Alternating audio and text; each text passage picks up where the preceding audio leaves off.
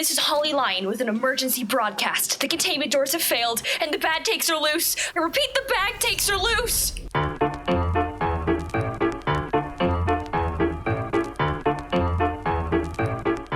Today, we are talking about The Amazing Digital Circus, The Last Act. This is a containment breach broadcast. I'll be very, very vague, but I will mention specific things from episode, specifically episode 9. But let me preface this by saying I had a really good time when I went to see my husband. We really enjoyed it. We had a lot of fun, but I am very critical. I like to pick things apart. So I'm going to give you my hot and probably bad takes. And then I want you to go see the movie or go watch it when it goes up on YouTube and then come back and let me know. So to get right into it, the way I felt when I left the theater was that the whole show promised me this delicious, full course, gourmet meal, but then I was given like a Walmart sheet cake instead. Nothing else. I was unsatisfied. It was sweet. The cake was good, but that wasn't what I was promised. It's not what I was expecting. And it left me unsatisfied and wanting more in kind of the worst way. So we're gonna go through this critique by critique. I have a handful. They'll probably all start blending into each other. But again, I will try and keep spoilers as much as I can out of this. So don't yell at me in the comment section about spoilers. But you should yell at me in the comment section about why I'm wrong. Or about why you're right. Or about why I am right and you agree with me. From what I understand, episode 9's theme, or it kind of cements the theme of the entire show, is connection. There's power in connection. You can't do everything alone. Power of friendship stuff. I love a good power of friendship theme, but this theme was heavily overshadowed by the fact almost nothing was answered. We do get Kinger's real name, which was a ton of fun at the very least, but almost nothing else is answered. We don't know anything about CNA. We don't get to know how the characters got into the circus. We don't get to know really how abstraction works at all, or why darkness is to calm them down with the case of Kinger's wife. Don't understand why, well, Kinger's crazy is explained because he's been there for so long and he kind of went insane, but that's never fleshed out a bit anymore. Nor is who the characters were before the circus, because we still have so many questions about who they were and what they are currently in the circus, but we don't get those answers. There's also this grand reveal, this kind of Soma-esque reveal. Don't look up Soma if you don't want spoilers. It's a great game though, so look it up after you watch the episode. But this big reveal is glossed over. We have, maybe 2 minutes of the characters reacting to this grave, honestly, world-shattering information. They cry a little, and then we move on, instantly move on. And yes, that could be good when you're trying to establish the characters moving forward, banding together and growing together as like a team, as a friend group. And I think that's what they were trying to do, Glitch and Gooseworx. But instead it comes across as kind of a rug pull to the audience. Hey, this giant answer, except we don't care about the answer. We're gonna go move on and never touch on it again until the end where it's again mentioned in passing. And that irked me a lot because it was so super interesting. I wanted to know the details about it. What does this mean for the characters? What does this mean for how they got there? What does this mean for their bodies? For when they were humans? What does this mean for the outside world? For Kane? Stuff like that, and that's never answered. But what we also kept getting was this lingering on unimportant moments, trying to kind of almost manufacture an emotional payoff out of nowhere. So there's this, as vague as I can, there's this scene with Ragatha and Pomni, and it's supposed to be an emotional payoff of their friendship throughout the entire show, but it feels extremely unearned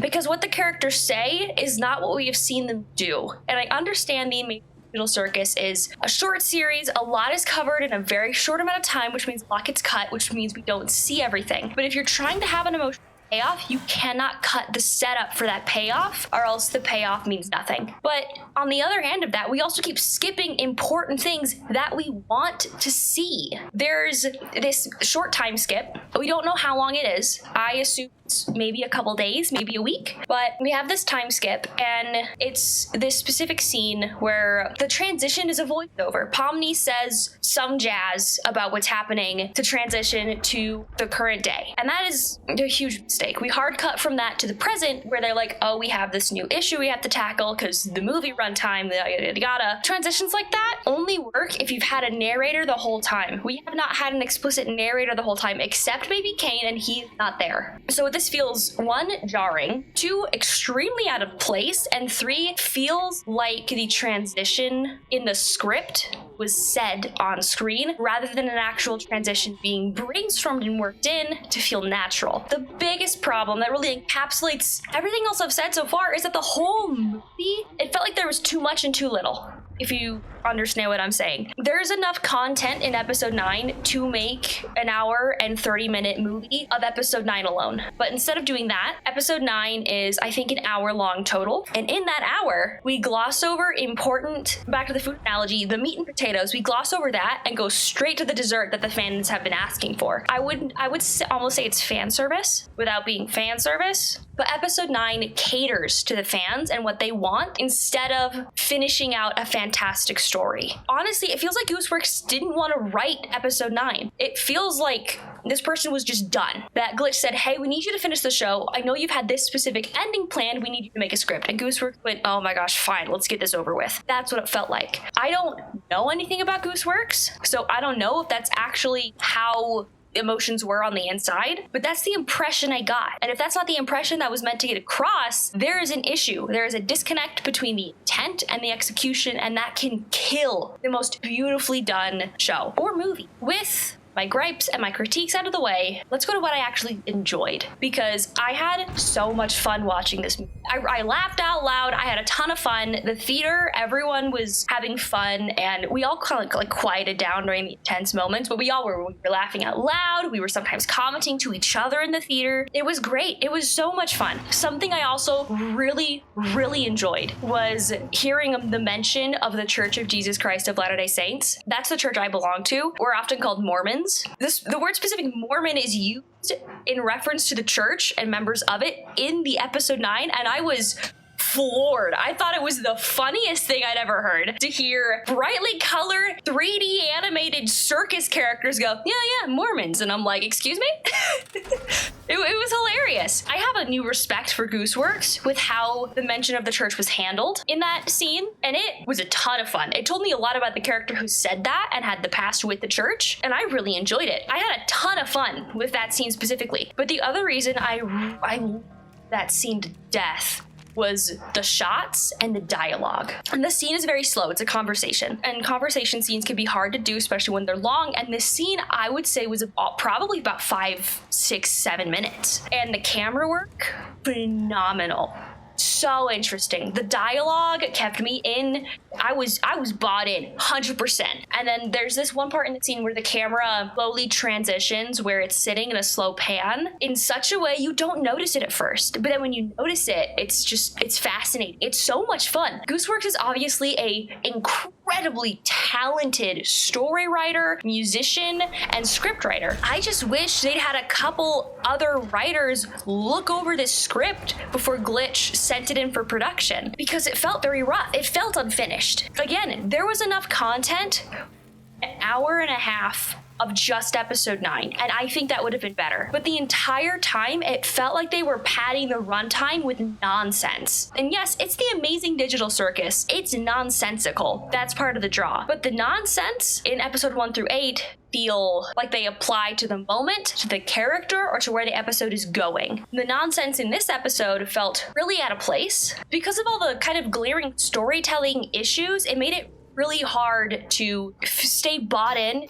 entire runtime. The theme itself of connection got lost and made it really hard to understand exactly what Gooseworx was trying to make us feel. When a writer creates a story, they want you to feel a certain way, and they want you to come to understand a certain perspective, and how they present that to you is a massive indicator of how secure the writer is in their beliefs and in what they want you to believe. It feels like Gooseworx is getting the theme with the individual's own ideas and beliefs confused, and it starts to confuse the viewer. remember, Gooseworx is not the Amazing Digital Circus, nor is it the other way around. Writers are not their stories, and their stories are not them. That distinction is incredibly important. I feel like Gooseworx is too emotionally attached to the Amazing Digital Circus, which can be both a good and a bad thing. It means that there's going to be a lot of scenes that really speak to the audience and are just really fun because it's what the audience wants to see, because that's what Gooseworx wants to show us. The best writer has planted seeds of themselves in the show or story, but has kept themselves out of it. They are a gardener. They plant the seed and they take care of weeds, they prune, they do everything that they need to help that seed of a story grow into the best thing it can. But they are not the seed. They don't cover themselves in dirt and then slowly come out of the ground and say, I am the story. I got back on critiques. Not what I meant to do. Back to what else I really enjoyed. There are 4 specific scenes that I loved, and I'm going to say which ones they are as vague as humanly possible. And because of these 4 scenes, I cannot rate it lower than a 6 out of 10. Because of the story and how the ending left me feeling, I want to rate it like a 4 or 5 out of 10, but I can't because of these 4 scenes. These 4 scenes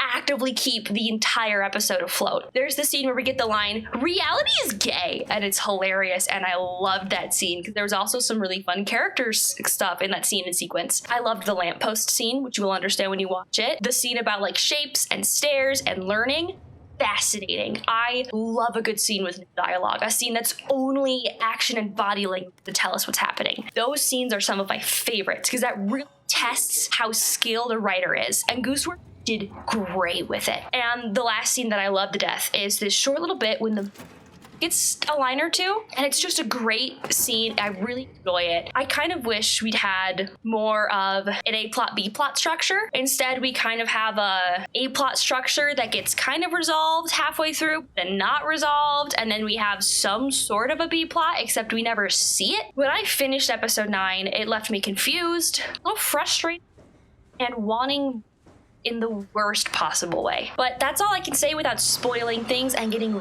really, really nitpicky. Go either see the movie in theaters if you can. If you can't, wait for it to release on the 19th. And then after that, come back and I will have another in-depth video picking apart everything I hated, everything I loved, everything in between about episode 9. And then I want to have a discussion in the comment section. Tell me what you liked about it. Tell me what you didn't like about it. Tell me you think I'm wrong. Whatever you want to do, I want to talk about it. And I want to know your perspective because that could change my own. The emotion behind things tends to influence how I feel about them, which is the reason why I love those 4 scenes. I can feel the emotion behind them and the authenticity of it through the screen, through how the characters react. Save what's good, guard what's beautiful, and keep your dreams alive. Make your own digital circus and make something new. This is Holly Lyon signing off.